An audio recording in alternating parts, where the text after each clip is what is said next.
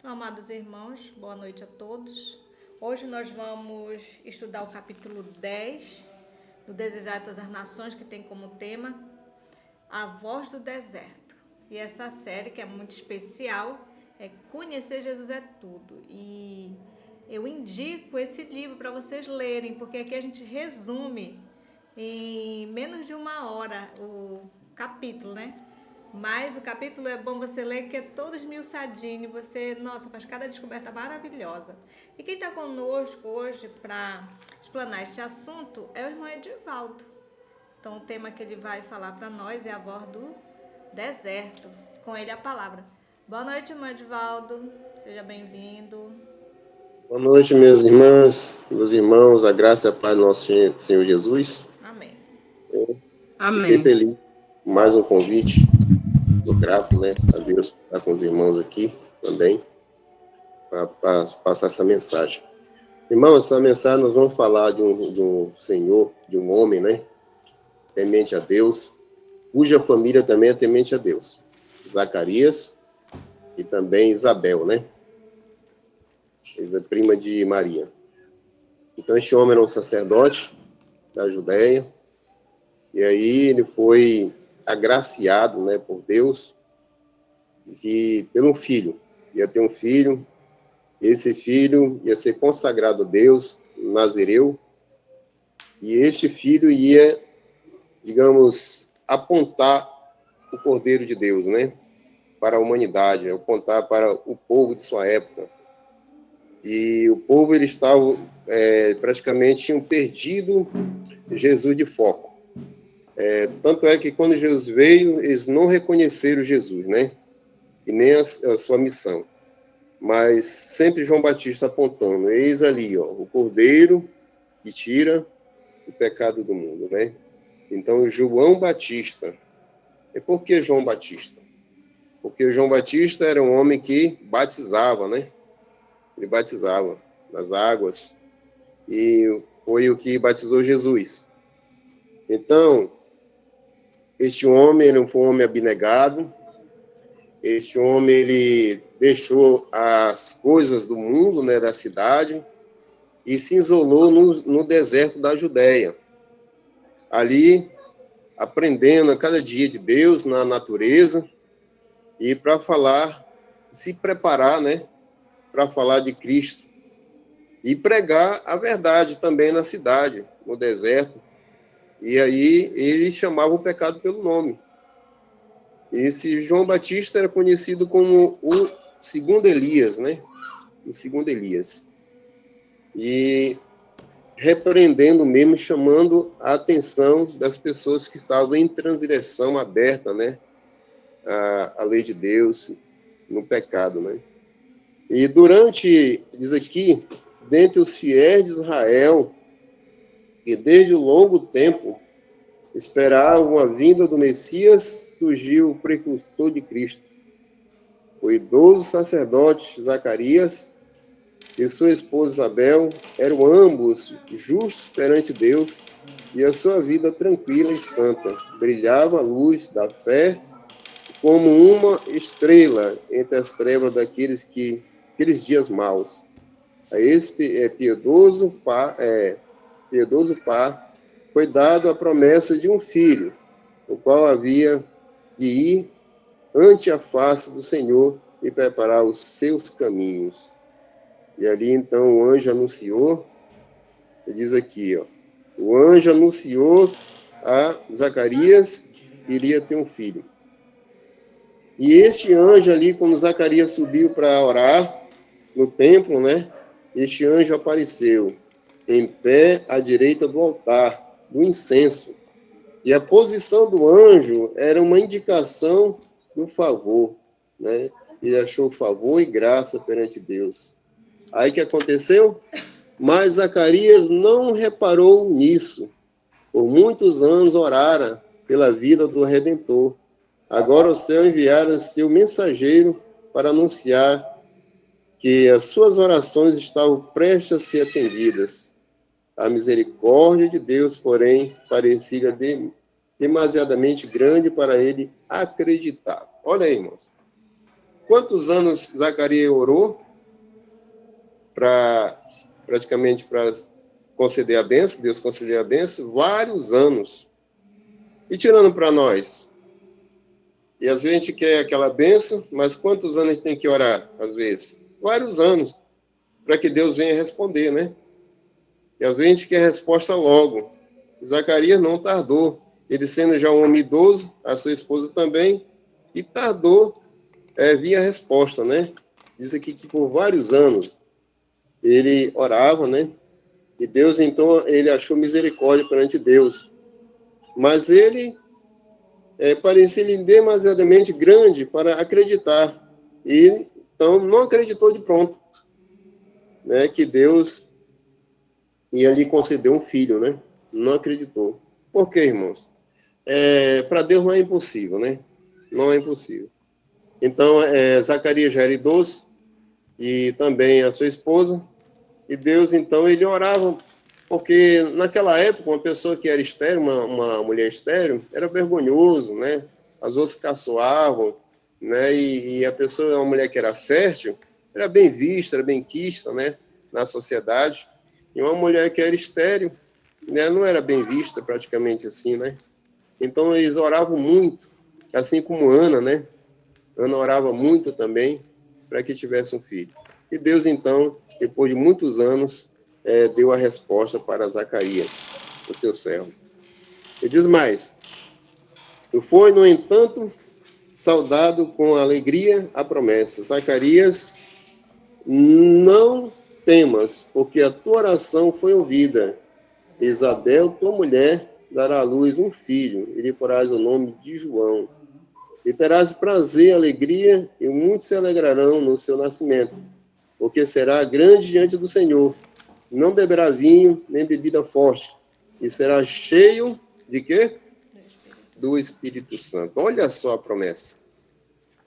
Meus irmãos, já pensou se um anjo desse aparecesse para a gente assim, e contando-nos: olha, meu irmão, minha irmã, você vai ter um filho, esse filho vai ser consagrado para Deus, né? E vai ser cheio do Espírito Santo. Que alegria, que maravilha, né? Que maravilha. Era um regozijo sem tamanho, sem tamanho. A gente tem um filho consagrado para Deus, né? Consagrado para Deus. Uma pessoa destemida, né? Que ia realmente falar de quem? Falar de Jesus, o Salvador da humanidade. E como Deus faz as coisas maravilhosas, né? É muito maravilhoso essas passagens aqui. E diz mais: o nascimento de um filho a Zacarias, como a do filho de Abraão e de Maria, visava ensinar uma grande verdade espiritual, verdade que somos tardios em aprender e prontos a olvidar. Somos por nós mesmos incapazes de fazer qualquer bem, mas o que não somos capazes de fazer, o poder de Deus há de operar em toda alma submissa e crente. Olha só, queridos irmãos. E às vezes a gente pede, às vezes a gente até cansa de pedir, né? Ou então às vezes desiste, né? De pedir, mas Deus não quer assim, que a gente persevere na oração, persevere no pedido, né? E não duvidar, porque se a gente duvidar não é fé. A fé é aquela que você não duvida, né?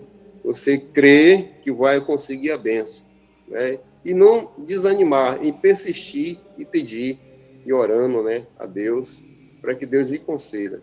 Assim foi com este homem, né, servo do Senhor, sacerdote, ele pedindo que Deus lhe concedesse uma bênção, né, um filho, e depois de muitos anos, Deus lhe concedeu.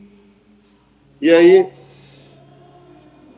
diz mais aqui, e Zacarias ora pelo advento do Redentor, né, diz aqui: agora, o próprio mensageiro, por meio de quem a profecia fora dada, viera anunciar o seu cumprimento. Ele acreditava no Redentor, ele acreditava que apareceu o Cristo, né? E ele acreditava nessas promessas. Assim, eu acredito que a sua esposa também. Isabel. E as palavras do anjo: eu sou Gabriel, que assiste diante de Deus, mostra que ocupa uma posição de elevada honra nas cortes celestiais. Quando viera com uma mensagem para Daniel, dissera, ninguém há que se esforce comigo contra aquele que a não ser Miguel, que é o Cristo, vosso príncipe. De Gabriel diz o Salvador em Apocalipse, pelo seu anjo as enviou e as notificou a João, o seu servo. E assim, queridos irmãos, sempre Deus ele dá a resposta. Mesmo que se torne tardia, né? Mas Deus ele vai dar resposta às nossas orações. Esse mensageiro do Senhor diz que as orações de uma mãe, que ela ora por um filho e chora, essas orações jamais serão perdidas. E Deus ele acolhe no seu odre, né, as lágrimas da mãe e as orações dela subindo como um incenso ao trono de graça. E aí pode até custar a resposta, mas ela virá resposta. É por isso, minhas irmãs, meus irmãos, não cessem de orar pelo filho que você almeja, então que você quer, um filho consagrado, um filho da igreja, né? E que ele está na igreja, que não saia, porque para entrar é um pouco difícil, mas para sair é no piscar de olhos, é rápido. E às vezes para voltar é uma luta tremenda. E ali quando você tem um filho que nem aqui essa Isabel e Zacarias tiveram, é uma alegria imensa. É uma alegria imensa. Ter um filho consagrado para Deus. E nem diferente, né? Manoá teve uma decepção com Sansão, né? Porque ele se envolveu com as mulheres que não devia no mundo e teve uma amargura na vida. E aqui, queria ler que se encontra aqui nessa página aqui adiante, diz assim: João devia assumir a posição de reformador por sua vida abstinente e simplicidade de vestuário. Devia construir uma repreensão para a sua época. Então, João Batista tinha que ser o quê? Um reformador da sua época. Sendo um homem temperante, comprou um carro para ele, na simplicidade, no vestir, na alimentação. Olha aí, irmãos. Isso é. Então, a gente se diz reformador. Mas como é que está a nossa vida? Como é que está essa reforma?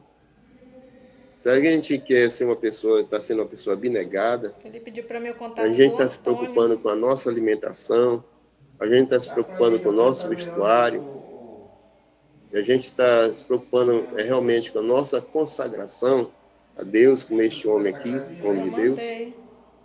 Então, essas lições maravilhosas servem para nós um incentivo, um ânimo, né? É um ânimo. E a gente se alegra com essas passagens que servem de alerta para que a gente possa ser realmente, fazer jus ao nome, né? Igreja Adventista do Sétimo Dia, movimento de reforma. E diz mais aqui.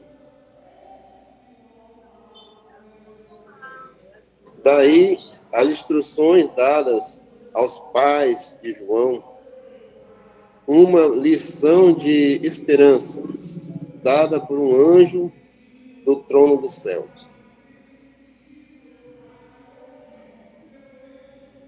A juventude e o tempo de semeadura determina o caráter da colheita para esta vida e para outra. Então, quando a gente tem os nossos filhos pequenininho, que nem essa agora que eu mostrei para vocês, é uma preocupação tão grande e ela vai crescendo e a gente vai se preocupando cada vez mais em instruir nos caminhos do Senhor. e para que ela venha cada dia se apegar com as coisas de Deus, as coisas espirituais, celestiais, a ser um jovem também, animado na igreja, né, com as coisas de Deus, porque João, ele não deixou se contaminar, né, assim como foi Enoque, com as coisas do mundo, ele se separou, ele ia para sair do deserto e ia pregar, entendeu? Mas ele não deixou ser levado, mesmo na idade de jovem, né? Porque o jovem hoje a tendência é se deixar se influenciar. Quando não tem a cabeça feita, o jovem a tendência é se influenciar, somente com as companhias, um jovem, uma jovem que não teme a Deus, né? Que não é da nossa fé. E a gente fica preocupado, até mesmo quando um filho da gente vai para o colégio, né? Essas escolas seculares aí, a gente fica preocupado. Então, irmão, hoje nós estamos num deserto, assim como João foi. E o deserto da tentação. Jesus foi levado também a esse deserto, né? E João também foi um preparo ali para a sua vida, laboriosa e também de abnegação. E a gente fica pensando aqui que a gente também está hoje no deserto e devemos ser que nem João Batista, né? Tomar, por exemplo, nosso exemplo maior é Cristo, mas João Batista aqui nos deixou um bom exemplo também de como devemos viver, né? E hoje a gente está na cidade, né? Não é recomendável a gente ficar na cidade e se afastar para o campo, né? Um lugar que a gente deve contemplar mais a Deus, a natureza, né? E eu acredito, irmãos, quando eu vou assim para o trabalho, para o campo, no interior, quando chego na natureza, eu peço que eu fico mais perto de Deus. Não sei que se os irmãos sentem isso aí também, mas quando a gente está assim na natureza, a gente fica perto, parece que a gente está pertinho de Deus. E os anjos estão presentes. Mas na cidade é diferente, né? Na cidade é diferente. E João foi assim. Ele se afastou da cidade, foi para o deserto para ficar mais perto da natureza, mais pertinho de Deus, para refletir melhor, ter uma consagração melhor, né? E todos esses homens que tinham um papel de levar o evangelho, de falar de Cristo, né? Moisés também, ele passou 40 anos, né, tomando conta das ovelhas no campo, né? E também este homem aqui, né, João Batista. Então, irmãos, é no campo, é afastado, que a gente reflete mais, né? Tem mais, assim, uma aproximação de Deus fora da cidade. E eu queria ler mais aqui, todos quantos querem aperfeiçoar a santidade no temor de Deus, têm que aprender as lições de temperança e do domínio próprio. Olha só, temperança e domínio próprio. É os frutos do Espírito aqui, né? Sendo demonstrado. Então, nós devemos aprender disso aqui. Então, todos que querem demonstrar o caráter de Jesus, o caráter de Cristo, ele tem que ser temperante e se dominar. E se nós não estamos dando esse fruto, ou não estamos dando todos, nós temos que pedir a Deus, né? Que Ele nos dê esses frutos. Fruto do Espírito, a temperança, domínio próprio, longanimidade, bondade, mansidão. É isso que nós devemos dar. Produzir, né? Produzir frutos.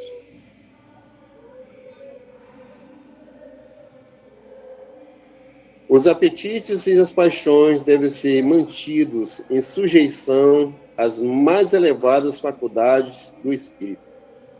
Esta autodisciplina é essencial àquela resistência mental e visão espiritual que nos habilitarão para compreender e praticar as sagradas verdades da palavra de Deus. Então, se nós queremos falar com convicção, com sabedoria, com discernimento, nós temos que ser temperantes. Temperantes em tudo, né? Ser moderado em tudo. Principalmente no natural, no saudável, né? Porque é natural e saudável, eu vou extrapolar. De modo algum, temos que ter moderação. E queria ler mais aqui.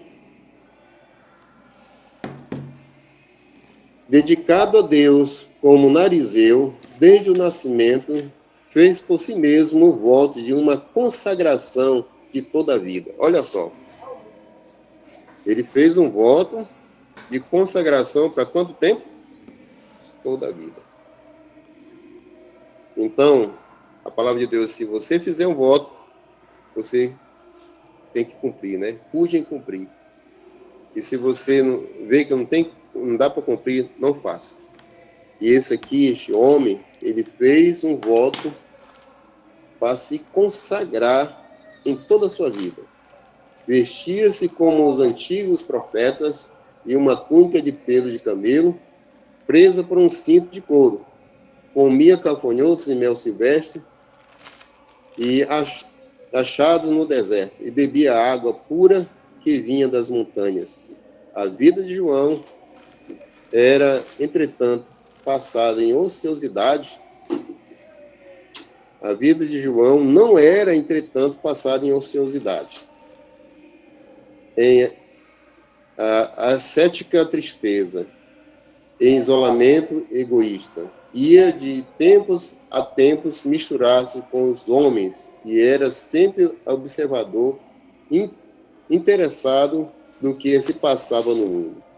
De seu quieto retiro, vigiava ao desdobrar dos acontecimentos, com a iluminada visão facultada pelo Espírito Divino, estudava o caráter dos homens, a fim de saber como lhe chegar ao coração com mensagem do céu. Olha aí, irmãos. Então, esse homem, ele procurava ter o quê? Tato, sabedoria, para chegar ao coração de alguém. É o que nós precisamos também hoje. Então, quando a gente vai abrir a palavra de Deus com uma pessoa, e então dá um estudo bíblico, e aquela pessoa conclui, a gente tem que ter muito tato para lidar com ela. Saber pedir em oração, sabedoria para chegar ao coração daquela pessoa. Até um folheto que você for entregar, você tem que dizer, Senhor, que essas fatias desse pão espiritual aqui, a mensagem contida aqui nesse folheto, venha tocar o coração dessa pessoa, né? Até no folheto. Tem testemunhos de pessoas convertidas por um folheto, porque Deus tocou o coração daquela pessoa. E a gente tem que pedir muita sabedoria a Deus, porque se a gente não ajuntar, espalha. E Jesus disse, quem comigo não ajunta, espalha. E nós devemos procurar pedir a Deus, Senhor, que eu venha juntar a cada dia, né? Não procurar espalhar.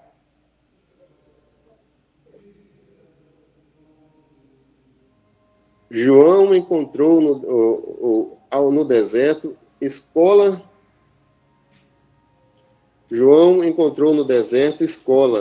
e santuário, qual Moisés, entre as montanhas de Midian, era circundado da presença de Deus e das demonstrações de seu poder. Não teve como grande líder de Israel a sorte de habitar entre os solenes majestades da solidão. Das montanhas achava-se, porém, diante dele as alturas de Moabe, além do Jordão, a falar-lhes daquele que firmara os montes cingindo-os de fortaleza. O triste e terrível aspecto da natureza no deserto em que morava pintava vivamente o estado de Israel.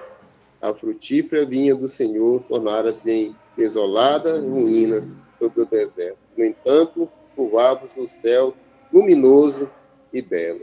As nuvens que se acalentavam com o negror da tempestade. Auréolas pelo arco-íris, aureoladas pelo arco-íris da promessa. Assim, por sobre a degradação de Israel, brilhava a prometida glória no reino do Messias. E aí, irmãos, ele estava, então, preparando, né? Ele queria preparar o coração das pessoas para aceitar a Jesus, né? Para que as pessoas reconhecessem quando Jesus viesse, quando ele apontasse ali, ó, eis o Cordeiro, as pessoas realmente acreditassem. que Jesus era o Cordeiro, que Jesus era o Salvador da humanidade, não o Salvador da pátria, mas o Salvador da humanidade. De aceitar Jesus e a pregação de João era arrependei-vos e convertei-vos, né? Era a pregação. E que as pessoas viessem se arrepender de seus pecados, se converter e se jogar aos pés de quem? De Jesus, o Salvador. Então, João era ali um intercâmbio, né? Que ele ia endireitar o caminho para que as pessoas achassem o caminho certo e ir aos pés de Cristo. E aí, então, ganhar a sua salvação. Então, queridos irmãos, hoje, assim como João foi o segundo Elias, nós temos... Quem é o terceiro Elias de hoje? Quem é? É o povo de Deus, o remanescente. Assim, nós também temos que apontar a quem? A Cristo, para as pessoas venham se arrepender e se converter enquanto é tempo. Olha aí, enquanto é tempo. Porque o tempo, assim como foi no tempo de Noé, o tempo também está se encurtando. E o povo tem que se preparar. Mas a gente sabe, irmãos, pelas profecias, que poucos é que vão aceitar a mensagem, infelizmente. Mas a gente tem que fazer o quê? Ir atrás das pessoas. Quem são esses poucos? Ninguém sabe. Né? Ninguém sabe. Estão nessas igrejas nominais, muitos estão nessas outras igrejas. E eu estive falando com uma senhora sábado, eu saí para um bairro aqui, e eu perguntei se ela tinha Bíblia. E ela disse que não tinha Bíblia. E eu perguntei para outras pessoas também, para minha surpresa, disse que não tinham Bíblia em casa. Algumas tinham Bíblia, mas não lia. E eu perguntei, você lê de vez em quando ou lê todo dia? Ah, eu leio de vez em quando. Outros você compreende? Também não compreendo, estou lendo. Olha só, irmãos. E eu fico pensando, se a pessoa não conhece a verdade, a palavra de Deus, como é que ela vai obedecer? E se não obedece, como é que ela pode ganhar a salvação? Mas só que o evangelho vai ser pregado em todo mundo, toda criatura. O povo de Deus, o segundo Elias, vai apontar a Cristo. A pregação, o foco, o centro é quem? É Jesus. Olha ali, Jesus quer te salvar. Jesus quer te libertar. Jesus quer te perdoar. Então, aceite enquanto é tempo, o tempo oportuno, o tempo de graça, o tempo da salvação, que é hoje, né? Então, nós temos o povo de Deus, é o terceiro Elias. E esse terceiro Elias, como foi o primeiro, como foi o segundo, ele tem que passar pela abnegação, por temperança, domínio próprio, olha aí, e receber a unção do Espírito Santo, também se preparar para receber o Espírito Santo. Então, todos esses processos que esses homens, o primeiro Elias, o segundo Elias, passaram, o povo de Deus agora tem que passar também. Você tem que se consagrar, assim como João se consagrou. E aí, irmãos, a gente tem que ter sempre tempo para Deus. Tem que ter sempre tempo para o próximo. Eu achei muito bonita aquela passagem que Enoque, né? Ele, mesmo morando numa cidade corrupta que era, ele não se deixou levar, não se contaminou e pregava da verdade. E ele chegou tão próximo de Jesus, tão próximo de Deus, se tornando aquele amigo mesmo que você tem. E aí ele diz, não quero esse homem mais ali, vou tomar para mim. E ali, queridos irmãos, quando a gente chegar nesse ponto, alguns de nós, oxalá que todos, chegar nesse ponto de a gente ser considerado realmente amigo de Deus, muitos vão ser transladados em vida, no abrir e fechar de olhos. Os que tiverem descido à sepultura, esses também vão ressuscitar. Porque esses são realmente os verdadeiros amigos de Deus. Esses realmente que aqueles que falaram de Jesus não se envergonharam do seu nome dentro do Evangelho. Então esses homens do passado não se envergonhavam de falar, custe o que custasse, os imperadores, governantes, reis, e não se envergonharam, não se intimidaram de falar de Cristo. Porque eles sabiam quem eles estavam crendo, quem eles estavam falando, e quem eles estavam pregando, assim como João. E assim, irmão, nós temos que ter o conhecimento, conhecer a pessoa de Cristo. O apóstolo Paulo disse: conhecer Cristo é tudo. Conhecer Cristo é tudo. Então, quando a gente passa a conhecer a Jesus, na pessoa que ele é, e você sendo sincero, você passa a falar dele. E aí não custa o que custar, você vai falar dele. E não tem como se esconder. Assim como Pedro procurou se esconder, mas aí o convívio que ele tinha com Cristo, já ali, até o seu comportamento, as vestes dele falavam que ele era um seguidor de Jesus. A gente não pode se esconder que nem um Jonas. A gente não pode se esconder. E quando Deus determina para nós uma missão, nós temos que aceitar essa missão. Assim como os homens do passado, assim como João Batista tinha essa missão de falar de Jesus, chamar as pessoas ao arrependimento, à convenção verdadeira. Essa é a missão nossa, meus irmãos. E nós devemos pedir a cada dia em nossas orações um espírito missionário. Um espírito missionário. Um espírito de um verdadeiro Elias. É que aquele Elias, o primeiro Elias, ele falava sem temor. Sem temor. Ungido pelo poder do Espírito Santo, ele dava força, ele dava ânimo, sabedoria. E quando nós pedimos em oração, nós temos que saber pedir, para que Deus possa nos conceder, principalmente a unção do Espírito Santo. A necessidade maior nossa hoje em receber o Espírito Santo é de falar de Jesus, com sabedoria e com tato. E muitas vezes a gente não tem. Nós deixamos muitas vezes a desejar em falar da pessoa de Cristo. E aí, isso é a necessidade nossa hoje, assim como os discípulos tinham, né? Eles tinham várias necessidades. Eles tinham necessidade de saber orar. Eles queriam expelir demônios que eles não sabiam expelir demônios, como Jesus expelia e curava, né? É a necessidade que eles tinham também. E aí, quando eles foram revestidos do poder do Espírito Santo, aquelas necessidades deles foram sendo supridas, né? E aí esses homens falaram com sabedoria, converteram a muitos, abalaram o mundo, curaram pessoas, até ressuscitaram. E diz que maiores obras do que aquelas o povo de Deus vai operar. Se realmente eles se consagrarem a Deus, se colocarem à disposição na obra e fazer por onde, né? Cuidar do templo do Espírito Santo, que somos nós. E ele não vai habitar numa casa imunda de modo algum. Não é tão bom você ter uma casa limpinha, cheirosa, organizada, bonita. Você chega, é prazeroso, né?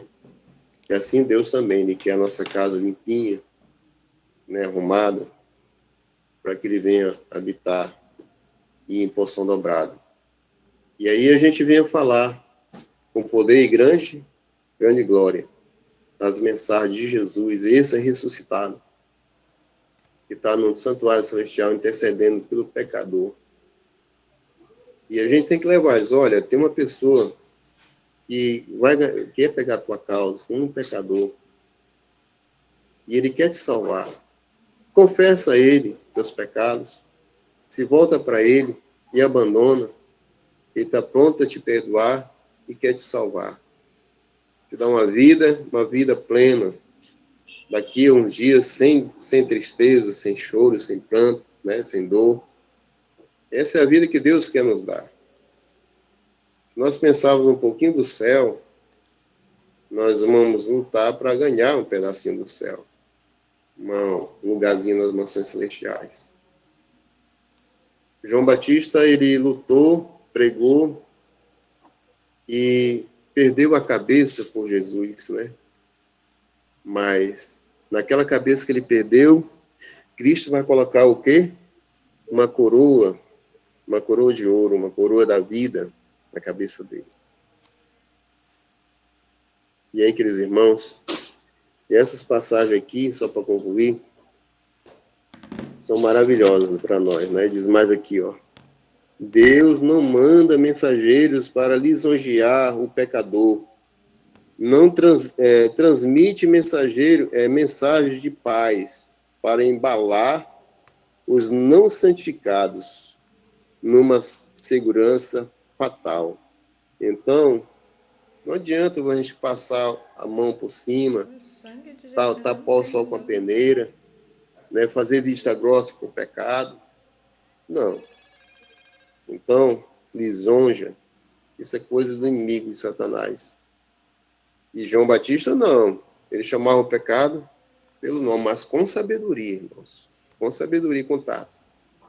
Não apedrejando, né? Não apedrejando. Eu sempre digo uma verdade, ela bem feitada, bem embrulhada no presente mais bonito. Ela é bem aceita. Mas quando você pega essa verdade e começa a jogar, ela vai ferir.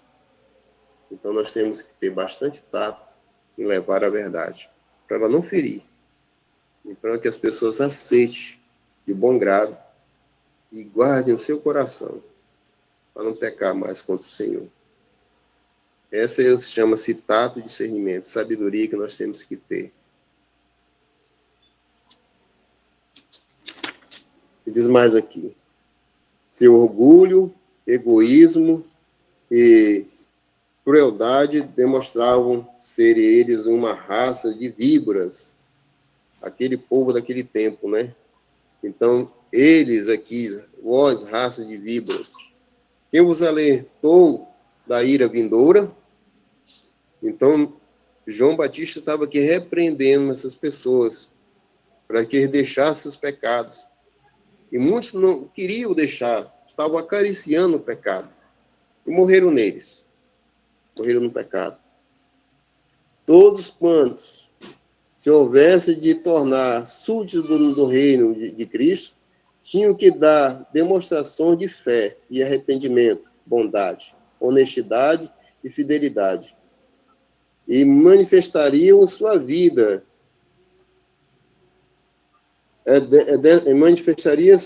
sua vida. Dessas pessoas ajudariam os necessitados e levariam a Deus suas ofertas. Defenderiam os desamparados e dando exemplo de virtude e compaixão. Assim, os seguidores de Cristo darão provas do poder transformador do Espírito Santo. Revela-se-ão na vida diária, justiça, misericórdia, amor de Deus, e do contrário, são como palha que se lança no fogo. Aí, irmãos, está aqui, ó. Está aqui a receita, né? Demonstrando a igreja verdadeira, que demonstra o amor e a misericórdia para aquele pecador, aquele errante, né? E quantos tem aí errantes que acham que não tem mais solução para eles? Ah, eu não vou na igreja porque eu sou pecador, mais do que aquele que está lá. Ele disse, não. Jesus diz, aquele que não tem pecado, tira a primeira pedra. Jesus, ele veio para o pecador, não veio para os santos. Não veio para os sãos, ele veio para os enfermos. Ele veio atrás das ovelhas desgarradas da casa de Israel. Olha aí. Então, essas pessoas que se encontram assim, se pensam assim, são almas preciosas para Deus. Irmãos, vou contar aqui um testemunho.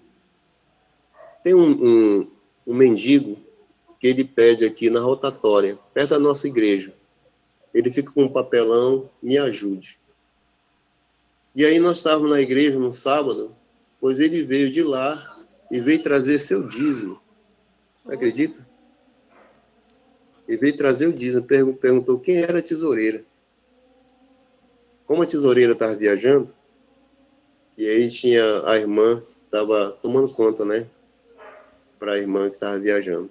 E ele foi, tirou um dinheirinho, né? E deu. Perguntou se tinha envelope.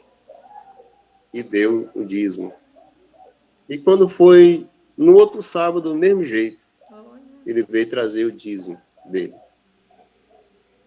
E eu fiquei pensando assim, uma pessoa que é pedinte, né, na rua, e veio trazer o dízimo porque ele conhece já do dízimo, né? Conhece da mensagem, né? Que tem que dar o dízimo. Alguém pregou para ele, ou então ele leu a palavra de Deus que está lá, que tem que tirar o dízimo. E aí Deus ele usa quem quer, e a gente não pode julgar, nem fazer exceção de pessoas, nem de virar as costas para essas pessoas, não é? A gente se surpreende com elas. E até hoje ele está lá. E uma vez ele veio para a igreja já mais arrumado. Mais arrumado. E aí ele, isso aqui e lá, ele está trazendo o dízimo dele, né? Para a irmã. Então, irmãos, a salvação, a gente vai se surpreender com muitas pessoas que a gente pensava que, a irmã Watt fala, né? Que ia se salvar e não vai estar ali. E as pessoas que a gente achava que não ia ter, assim, um jeito, e está lá no meio dos salvos, né? A gente vai ter muita surpresa. E que, assim, a gente possa ter esse espírito de João Batista, o segundo Elias.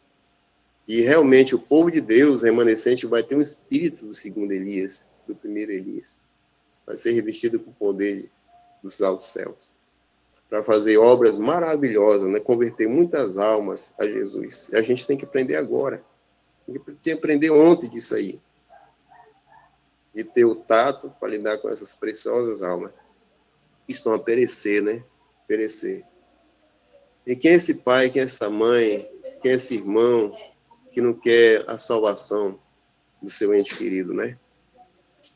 E quando jaz a sepultura, a gente chora porque muitas vezes a gente não teve oportunidade, ou teve, deixou de desperdiçar a oportunidade de falar de Jesus para aquela pessoa, advertir ela, chamar ela para o arrependimento e a convenção. E a gente tem que sempre aproveitar essa oportunidade que a gente tem, que Deus nos concede. Não deixar passar, né? Em branco, e às vezes pode ser tarde demais. E Deus vai requerer o sangue daquela pessoa, diz lá, né? O bom atalaia, ele adverte o pecador para que ele não venha a morrer, né, no pecado, e sim salvá-lo. E assim a gente tem essa missão de ser um verdadeiro atalaia. Ter o espírito de João Batista, este homem consagrado a Deus, né? E também que a gente possa lutar a cada dia, né, perseverando em meio às provas, né, que vão vir. E hoje a gente não está passando por provas. A gente não está. Eu acredito, irmãos, quando a gente começar a falar mesmo com o espírito de Elias, do Elias, verdadeiramente, como ele falava, aí vem as provas. Virá as provas o povo de Deus. E hoje a gente, muitas vezes, se aquieta, alguém se aquieta, e não está vendo prova, né? Não está vendo a diversidade, porque a gente, às vezes, se cala. E quando a pessoa se cala é porque não quer a volta de Jesus. Porque Jesus diz, o reino, o evangelho será pregado em todo mundo, a toda criatura, então virá o fim, então ele virá. Então a gente não tem que se calar. Se a gente quer logo que sair deste mundo de injustiça, eu estava até falando hoje, irmãos, esse mundo está tão injustiçado, tanto tipo de violência, pai matando filho, filho matando pai, pessoas sendo presas injustamente, as igrejas aí sendo apedrejadas, queimadas, os cristãos sendo mortos. Minha irmã, as crianças, os jovens, é de cortar o coração. Eu disse, o que é que a gente ainda faz mais aqui neste mundo? Né? Por que Deus não vem logo e acaba com tudo isso? Em Sodoma, o pecado lá no tempo do antediluviano, o pecado chegou no cume. No cume, Deus não suportou mais. E também Sodoma e Sodomitas, o pecado chegou no cume, Deus não suportou mais, e agora também está chegando no cume. A paciência de Deus está se esgotando de tanta injustiça, tanto pecado. E a gente não vê a hora de sair daqui. A gente não vê a hora de sair daqui. Né, de se livrar de tudo isso aqui. Então, meus irmãos, vamos sempre orar. Esse trabalho nosso aqui, que a irmã Alexandra está à frente, né? A irmã Adriana, a irmã Sandra, é muito bonito, muito importante. Chama-se a gente se consagrar. Orar uns pelos outros, que a gente precisa, a gente vai precisar mais ainda de oração, né? Pela vida física, vida espiritual de cada um, e ter uma preparação, uma comunhão completa com Cristo, com Deus, para que devemos achar preparados para encontrar com Ele na nuvem do céu brevemente. Esse é meu desejo. Obrigado pela oportunidade. Que Deus fique conosco.